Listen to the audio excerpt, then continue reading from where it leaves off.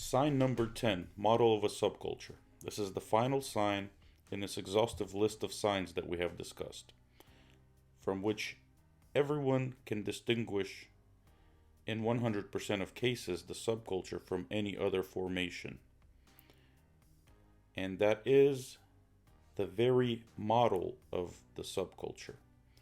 The fact is that any subculture, whatever it may be, or in whatever era it flourished, is always like a tree. So the subculture model is a tree, which has roots, a trunk, branches, and so on. Moreover, the tree itself grows with its crown down. Its roots are at the top, and the crown is at the bottom. It's like the model of the upside down tree that maximally reflects the integrity of the structure and the reason for formation of a subculture. According to the picture, reflecting the model of the phenomenon and its structure, we can conclude that the crown of the tree is the subculture itself. Roots are its origin, and then the trunk connects the subculture to the origin. And the people are the trunk. The people are the actual trunk that connect the subculture to the origin of the subculture. Once again, let's focus our attention on the beginning of the 2015 film Point Break. The roots of the subculture from the Ono Ozaki grow from Zen Buddhism. The extreme Ozaki himself is already outside of the subculture since this person has died. He is the very same trunk. He's the trunk of that tree that connects the subculture and the source. And the subculture itself is people trying to fulfill the eight of Ozaki. In the crown of the subculture tree, like an apple in the shade, hides a certain radical link, which is led by a certain person. It was thanks to him that Ozaki's ideas were taken to complete radicalism and extreme. However, this radical block or direction, if you will, is part of a single subculture of extreme sports. So any subculture is arranged in this way. The tree model allows you to explore subcultures, understand its origins, see those unmanifested characteristics and features of the origin that even the representatives of the subculture themselves cannot tell. This tree also has several roots because most often, in 92% of cases, we are dealing with the synthesis as the method of forming a subculture. The core or the trunk of the subculture is the people who realized the synthesis of ideas and meanings and were able to convey them to others. Usually, such role models within the subculture remain heroes, legends, or worthy examples for others to look up to. So, getting acquainted with subcultures and considering different approaches to the study of this large category, we identified 10 parameters of 10 features that distinguish a subculture from any other phenomenon.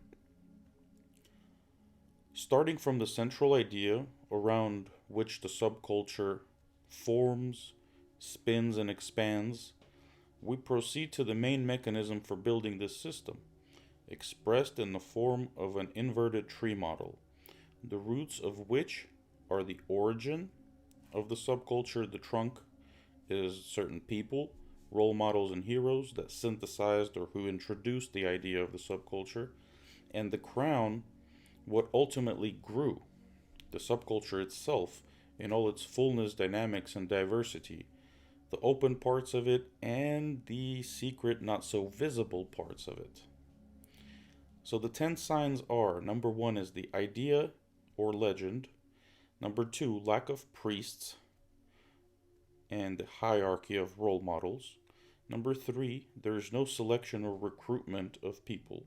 4, Places are peculiar, temples are not. 5. Symbols and attributes. 6. Blocks and directions. 7. 92% of subcultures are a product of synthesis. Number 8. Idea of death. Number 9. The edge and pump. And number 10. The inverted tree as the model of the subculture. It happens that a vicious cycle continues to go on for hundreds and thousands of years. An imaginary hierarchy that emerged from some historical accident turns into an internal order. Over time, unfair discrimination may not dissipate but worsen.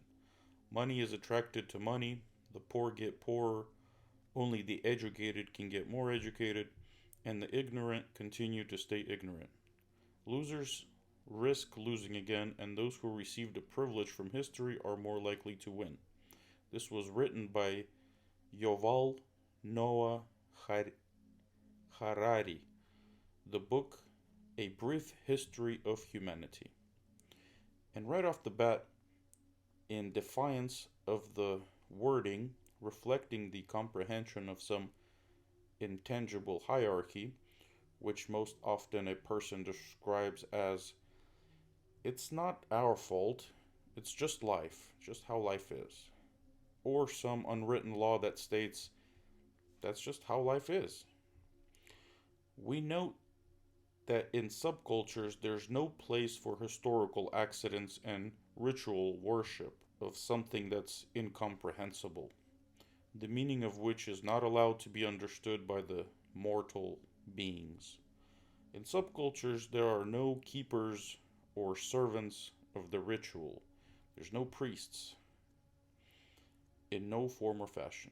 And you might get the crazy idea that since there's no priests, it means that there's no hierarchy. Hierarchy has always existed and will continue to exist, and it will do so in all subcultures. The subculture parameters are different. Written in bold letters, there is always a hierarchy and there's no priests inside. In this case, the question naturally arises: who is the organizational core of the subculture? After all, they don't have a controlling function, there's no tracking or forcing apparatus. Everything in the environment happens on a voluntary basis. Let us also recall that the fact that no one is invited into a subculture, no one walks around with banners and loudspeakers talking about it. Who are these people who act as an organizational link in the subculture? Firstly, you are correct to say that these are not your regular people. The bases are those people who act as the main link, being the main power component. And there are always a few of such people. The rest come later as the crown of the tree grows, meaning during the subculture formation and development. In short, we can call those type of people from the active core of the crown the 1%ers. Why such a name? First, there is really only a few people at the origin.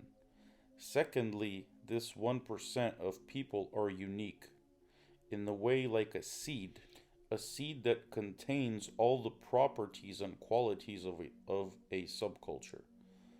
That is, such a person is independently capable of doing anything and everything that groups of people usually learn for years.